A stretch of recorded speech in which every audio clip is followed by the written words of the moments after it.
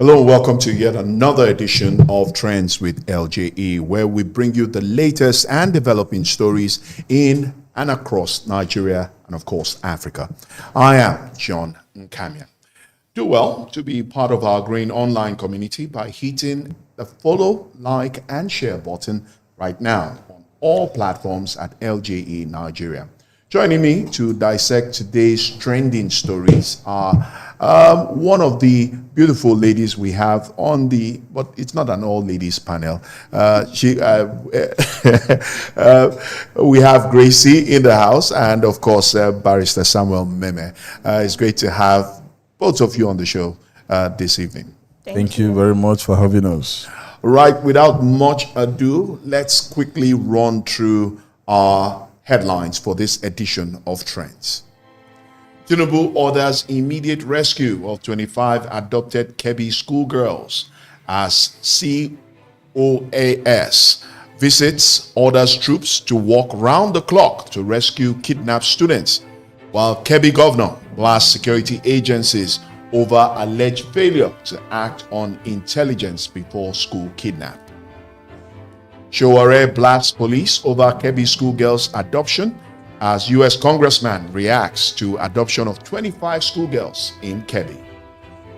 ISWAP terrorists killed missing Brigade Commander hours after Army claimed he returned to base.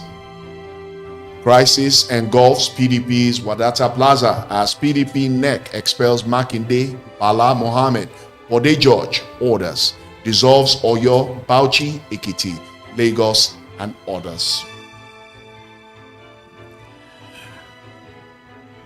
And now let's get to our first story, where the adoption of 25 schoolgirls from Government Girls Secondary School, Maga, in Kebbi State has dominated national discourse and exposed significant scrutiny and security lapses. Now, President Bola Tinubu has issued clear directives for the immediate and safe rescue of the students, strongly condemning the attack in which the vice principal of the school was killed. The Chief of Army Staff, Lieutenant General Wahid Shaibu, also visited Kebbi and ordered troops to walk round the clock for the girls' release. Compounding the crisis, Kebbi Governor Mohammed Nasir Idris blasted security agencies for their alleged failure to act on credible intelligence from the DSS that specifically warned of an impending attack on the school. The governor has since created a special investigation panel headed by State DSS Director to probe the failure and coordinate the rescue. Let's watch Kebbi Governor Mohammed Nasir react to this development. The unfortunate thing has already happened. They have abducted our children. We have come, we have seen things by ourselves. And we see the parent that their children were being abducted. And we give them confidence, we give them our words that we'll do everything possible to ensure that their children are being rescued. And we also assure them that let them have confidence in us. And we'll make sure that the security agencies will do everything possible to do the needful. That is the essence of our coming to Maga, to see our people. Now, the incident has triggered a wave of strong reactions and sharp criticism directed at Nigeria's security architecture. Rights activist and politician Omoyele Sowore sharply criticized the Nigerian police force, accusing them of incompetence, lacking strategic direction, and prioritizing political intimidation over citizen security. Sowore specifically knocked the federal leadership of the police under Inspector General Kayode Egbetokun, arguing their failure continues to erode public confidence. Internationally, U.S. Congressman Riley Moore reacted to the adoption, calling for prayers for the victims and urging Nigeria's government to do more to end rampant violence. At this point, I'd like to ask Gracie, how do you react? This is not the first time schoolgirls have been adopted in Nigeria. Under the Jonathan administration, we witnessed the adoption of the Chibok girls. Even as we speak, not all the girls have been rescued or freed. And sadly, this is the next incident that has occurred where schoolgirls have been adopted again in Kebbi State. First of all, I have to commend our president. It's good that he has ordered the rescue of those Kebbi school girls. But let's be honest with ourselves. Nigeria, we should not always wait for bad things to happen before taking action, before doing the right thing. Hearing that the security agency even ignore earlier warnings, it even worsened the whole things. So they should, how will I even put it? We should focus on preventing those attacks before it will even get to us, not just reacting online. We should do the needful. Our children need to be safe in school. We need to be safe in our own house. Everything. So we need to do the right thing. So I just pray that those students, I just pray that they are safe. They are safe. That is it. Barrister, how do you react to this incident? We never expected that after what happened in Chibok, that such a thing will happen again. But sadly, under our eyes, it has happened again. Does this also give credence to the words of President Donald Trump of the U.S. talking about the violence that is going on, insecurity, and the lack of ability of the current administration to curb and nip all of this in the bud? When you look at our system in this country, if anything wants to happen, like this kind of tragic incidents, you would know that nothing can stop it if they really want to strike. Despite the fact that the governor said there were intelligence reports? What kind of intelligence? In that same Kebbi State, probably they can take a thought to some other schools.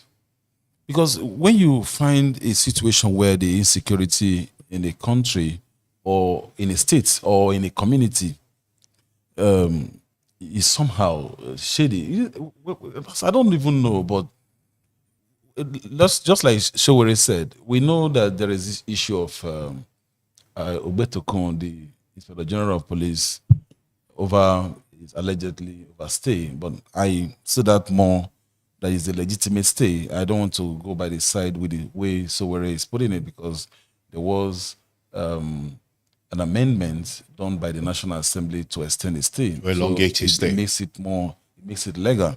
That is not the reason why we are experiencing the insecurity in this country. The insecurity we are experiencing in this country is as a result of governance, not really by the act of the security operatives themselves. Because for the governors who understood the issues happening in the various community, where this school is located is a typical community somehow. And if you take a close look at this school, you understand that there are no perimeter fence in these areas, even in the school. So it is easy for any person to come into the schools to adopt whatever they want to adopt. If they want to take the whole school children, they can still do that without any resistance. What the government should begin to look at is, you look at the peculiarity of the areas. If it is necessary to assign, nowadays you see that security operatives are assigned to various churches and mosques during service. So what they should do is to see how they can send certain security agencies to man the various schools we have in this country, not just assigning the gatemen or the typical gatemen there and whatever. So what we need to do is to look at the peculiarity of these areas and how you can provide securities to these areas to provide security for the schools. Look at what happened in PDP Secretariat today. I don't know if you can count the number of police you can find there. This is the heart of that, but that's what Showore was saying, that the police has been politicized. They are more concerned about political events than actually securing the people. Who politicized the police? The governors, president, the various office holders, the rulers. These are the people. So who has the responsibility to protect the schools?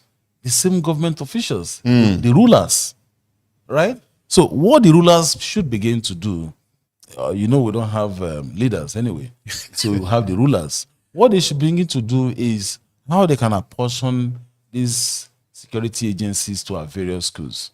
At least it will not be so easy for these guys to just go into schools. And my school, the schools we have in my village, is still very porous. So it's not enough for these students to be abducted and you assure their parents that they will be released. There's no accountability. If they are not released, what will the parents do? Nothing. So it's quite unfortunate that we find ourselves in this situation where over time we'll continue. More will still happen. I'm not predicting, not a prophet of doom, but when you look at the way the country is structured security-wise, you understand that the governance situation in this country is so bad to the essence that they are more concerned about their own. A member of House of Assembly has nothing less than 7 security agencies attached to him. His family, his home in the village, his home in the city, and whatever he's going to is. So what about the students, the young ones in the various schools? So it's quite very unfortunate that we find ourselves in this situation. But I will attribute this more to governance rather than the security operatives. Well, the general state of insecurity across northern Nigeria continues to be a major trend.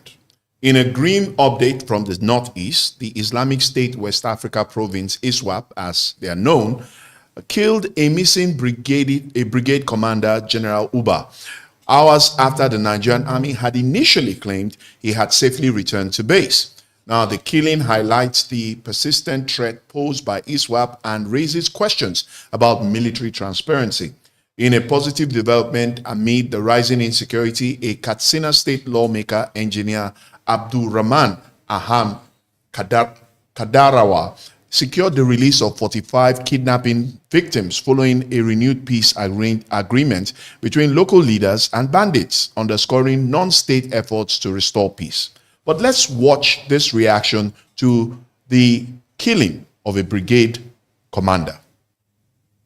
That terrorists should dare not come close to. A type of man that when you see him, you see decades of experience, of war experience. That was who we lost today. It's not all about ISWAP, Boko Haram, bandits, whatever it is for all Nigerians to understand that if a brigadier general of the Nigerian army can be captured, can be unalived, who are you? You should understand the weight of what being a general is. It's a very, very sad day. I am a product of the Nigerian Army Education Corps. We understand what this thing means. A whole general. The entire Nigeria should be scared. Just last week, I was talking about how this ISWAP and Boko Haram were fighting themselves. And I said the Nigerian military should intervene. They should seize the opportunity and move in.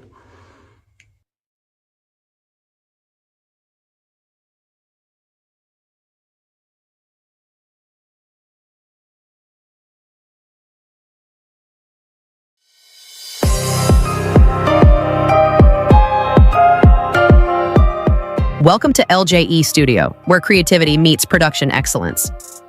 Whether you're shooting a podcast, hosting a live stream, recording interviews, or bringing your next big idea to life, we've built the perfect space for you.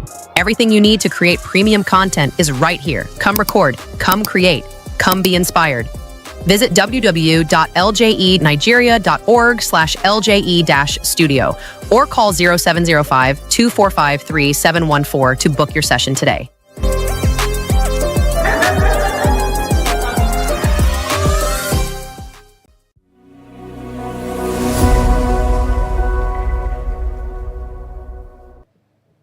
Thanks for staying with us. It's still Trends with LJE, and We move on to more stories where it was a showdown at the PDP National Secretariat, Wadata House, as it's fondly called, as governors of Bauchi and Oyo states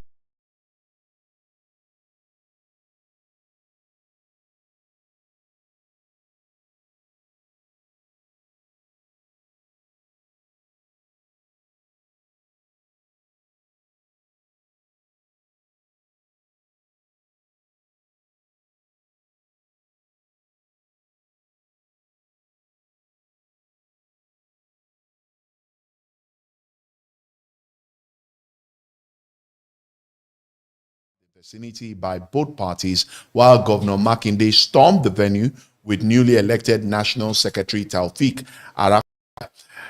News on Wike stayed put with Samuel Anyanwu, the embattled National Secretary of the party, who insists his tenure is still in place till December 8, 2025. Party leaders are now expressing worry over the development, accusing the police of not being neutral in the crisis. Let's watch today's video from the PDP National Secretariat. Oh my God! Oh my God!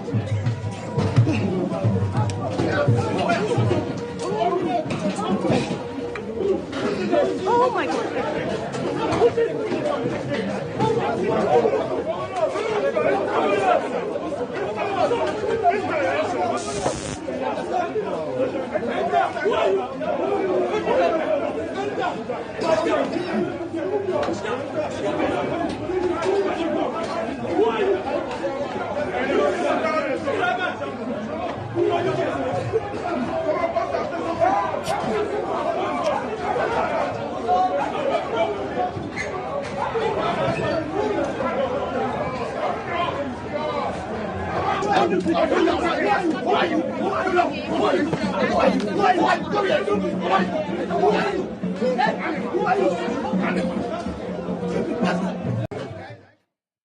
The National Executive Committee, NEC, of the People's Democratic Party ratified the expulsion of the governors of Oyo, Bauchi, and Zamfara State, Sheyi Makinde, Bala Mohammed, and Dauda Lawal, respectively. Former boards of trustees chairman, Senator Adolphus Wabara, Senator Kabiru Timiyu Turaki, Deputy National Chairman South, Taufik Arakwaja, and others for anti-party activities. The NEC also ratified the dissolution of State Executive Council of Bauchi, Oyo, Zamfara, Yobe, Lagos, Edo, and Ekiti states. These decisions were taken at the 103rd NEC meeting of the party held in the party National Secretariat in Abuja today. Acting National Chairman of the PDP, Alhaji Mohammed Abdurrahman, who presented the memo for the expulsion, said it was as a result of the affected party members' disregard for court judgments, an action he said put the party in disrepute. The NEC meeting communique was read by the National Secretary, Senator Samuel Anyanwu. NEC approved the commencement of disciplinary procedures against the following: Adolphus Wabara, Olabode George, Ben N. Obi, Kabiru Tamiu Taraki, SAN, Bala Mohammed, Oluseyi Makinde, Dauda Lawal, Taufik Arakbaja, Setoji Okosode, Okechukwu Obichina, Daniel and Woye Guru Daniel, Mohammed Kade Suleiman, Emmanuel Ogidi, members to remain steadfast, expressing confidence that the PDP will surmount its problems. Political analysts say the development reflects the PDP's deepening internal fractures. They noted that the party's inability to resolve its leadership dispute since 2023 elections has emboldened competing blocs against each other. They warned that unless the crisis is resolved promptly, the PDP risks further decline and weakening influence. Barrister, you did say on one of the editions of Trends that the convention that held in Ibadan was legitimate by all standards. But how do you explain today's drama at the Wadata House? I mean, I don't think we've ever seen the PDP this fractionalized. Yeah, this is because, like I said, the reason why you find PDP in this at this level is because of the factor of Inyesan Wike. if Nyesom Wike was not a minister of the FCT, if he was just ordinary other minister, not FCT, he wouldn't have the kind of strength he put into the Wadata Plaza. And it was strategically put there because he has a job to do for the ruling party. It's clear. All that you are saying is complete script that he has already put down to act. But I have no pity for PDP because it's a political party that has governed this country, ruled this country for 16 years without accountability. Unfortunately, all of them you are seeing now in APC are a product of PDP. So one day, expect another drama From the APC. From the APC. Maybe after the 2027 election, when APC must have as well also explode to the level you can see in PDP. So it's I have no pity for them. They should enjoy they at the point when they were in this during the time of their rulership at that time, they enjoy everything. They had opportunity to control the resources of this country. They had a free for all at that time. They enjoy the system. They control the police. They control the military. They tear gas people who protest, who challenge them. But today they are now being tear gas. So what goes around comes around. So let them enjoy the nemesis. We are waiting for the APC as well. We're also waiting for the downfall of APC because these guys have no good intention for this country. And as long as they don't have good intention for this country, they will continue to experience shame and disgrace all their time, except they change. And this is also to call the president of this country that is this time he should begin to look into the governance of this country rather than politicizing everything. Because if you do not call Wike to order, you're going to experience more. And just like you see the PDP chairman calling on Trump, now all of us have to call on Trump to help us in this country. A time will come, we'll even call Trump to come and govern us so that we can have peace in this country. Because when you see a system of this nature, you have the FCT minister or serving under APC, at the same time controlling the party. Who tells you that the political party does not have the power to suspend or to expel a hearing member of the party? It is there in the constitution. They have the power. So when the reason that when you expel a member of the party who is obviously carrying out anti-party activities, there's such a member will say, you cannot expel me, you can't sanction me, so you are above the law. Someone who is not involved during the formation of the political party, it's crazy. So it's quite unfortunate that PDP has found itself in this manner, but they should enjoy the music while it lasts. Yeah. So let them entertain Nigerians. Well, that's all the time we have for this edition of Trends with LJE. My sincere thanks to Gracie. Thank you so much for contributing to the show. Thank you. And of course, Barrister Samuel Meme. Thank you for your contributions as well. Thank you.